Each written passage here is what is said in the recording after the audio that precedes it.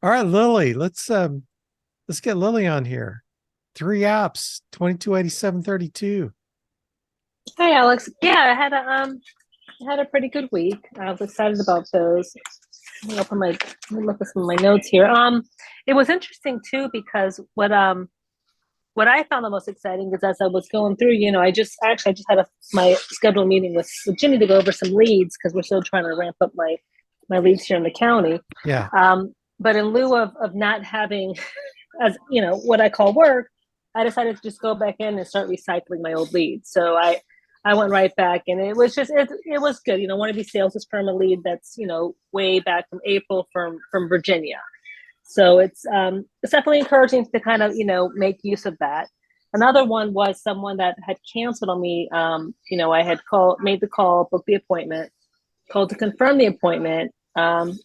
He was just upset about something and just was like he didn't have time. I said, okay, that's fine, right? But don't take it personal. I wait till Monday and I call, fresh start. And he was just happy as can be to talk to me and make an appointment and get some life insurance. So I'm glad I kind of stuck with it and made those calls, I guess. Yeah. You know, here's the thing. It's like activity. Doing something will always net you something if you do it and you do it consistently, you do it often. And the more you do, the more you get. Like oh, who was it I was talking to you? Yeah, I think it might have been you, Alan. We were talking about the more you do, the more you get. And maybe it was Jonathan. Sometimes it kind of merges, but what's interesting is it's like if you double your activity, typically what happens is you don't get double the results, you get more than double the results. If you triple your activity, you don't get triple the results, it'll go up like four times. I mean, it's just this weird compounding thing that happens. And I wish I could put a formula to it, but it's just, so the more you do, the more you're going to get from what you do. But if you only do a little bit, you're going to get much. And in fact, what happens is you compound your disappointment. That's the problem with Right. doing little work, right? It's true. It's true. I had it was a short list of TLPs I'm going through, and I'm like, man, I'm done with these in an hour, and I'm sitting here, and I'm like, no, no. I look up, and on my board, I have from one of our very first meetings, I wrote down, especially back when I was learning, you would say IPA, and it took me a month to figure out what the hell IPA meant, and I'm like, oh, okay. So that's literally on my board in So front of me. so tell people what that means, Lily, now Income that you know. producing activity. And I'm Income. like, okay, am I going to have another coffee and watch the view? No, no, no, no.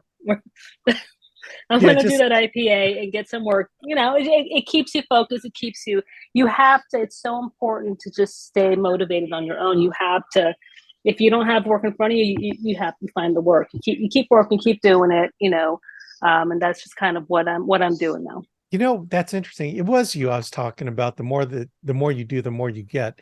You're Sarah, so for everyone's information, Lily retired from the United States Coast Guard after how many years? 26. 26 years. So she joined them when she was 5 years old. And so now when she says she's got all this time, I think what we were talking about last time was that, now your daughter's back in school. So now you're ready just to really like break out. So Right.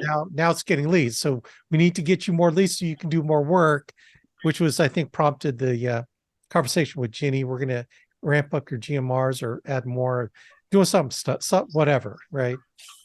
Right. It's been a long time since, I've called and obviously you're not, anyone's boss, but you are the leader of our of our group here. So it's been a long time since I've called them. They're like, I need work. You give me something. I need something to do. And then Yeah. you coach me through it. And that's what it is. It's just, again, recycling, keep going through. I have tons of leads that I can be working on and focused on. So it was just good motivation for me. Yeah. It's interesting. I remember, well, that's where one of my videos I did, I just, um, it's like, I don't really need to sell anymore. Honestly, I don't, but I took some old 6 month to a year old leads that other agents were working here in Ohio. And I said, what the heck, man, let's have some fun. So I filmed myself doing it. videoed it, just going through all these old leads.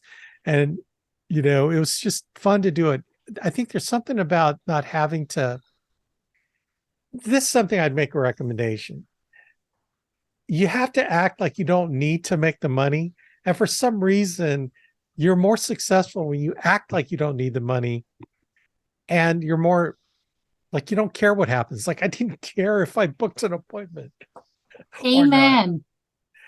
That's right, Rochelle. Right, I mean, it's true. I Yeah, I'm not gonna call thirsty with them. Nope, you know what? I have income. I can figure this out. And it's, hey, I'm gonna, if I'm here to help you. exactly. If, yeah, if you're gonna, and some people, if you're rude, okay, well, then you don't need my help. It's okay. That's right. Yep. Exactly right. I mean, who needs my help? The only way is if you get on the phone to find people that need your help. And some of these people can be the nicest people in the world that you never would have had a conversation with until you pick the phone up. So, I think Yeah, things, the only disappointing ones I have are, or there are people who genuinely, who yeah, want coverage, and they just don't have the income. And those, to me, those are those disappointments where it's like, and that's, again, I say, hey, I'm happy to reach out to one of your grown adult children who yes, can help. Yeah, so that's really, I try to keep that as my only disappointment, to stay positive. So yeah, absolutely. That's one thing, I had an interesting day today, and I was really dipping into the depths of frustration and cynicism. And it was like, oh my gosh, can anything more happen today? It's one of those kind of weird days. And then it's like, you know what? I can choose not to be like this. So I chose not to be like that.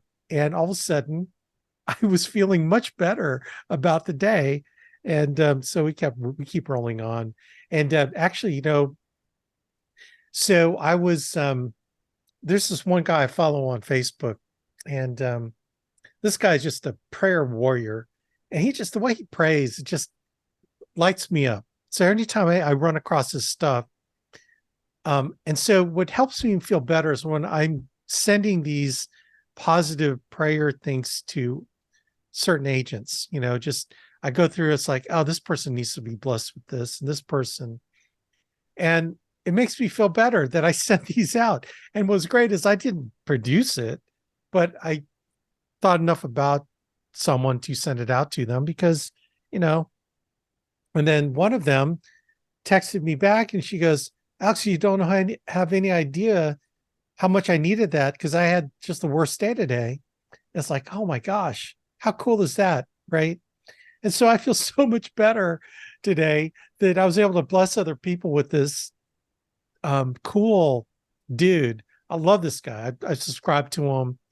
And uh, so, right. So you make a decision not to be whatever negative, whatever negative feelings, and you turn it into, positive by doing something for other people. Right. And that's what I look at our business. When you get on the phone, you're looking to do something for someone else. You're trying to get out of that selfish head mode that we get into sometimes. And, oh man, I got to make sales, I got to make money. It's me. I gotta, instead of who can I bless today with me, with what I want to do for them, with the great life insurance products that we offer. Who's going to be the next person that God's going to put in my way? When I get on the phone, who can I bless today? And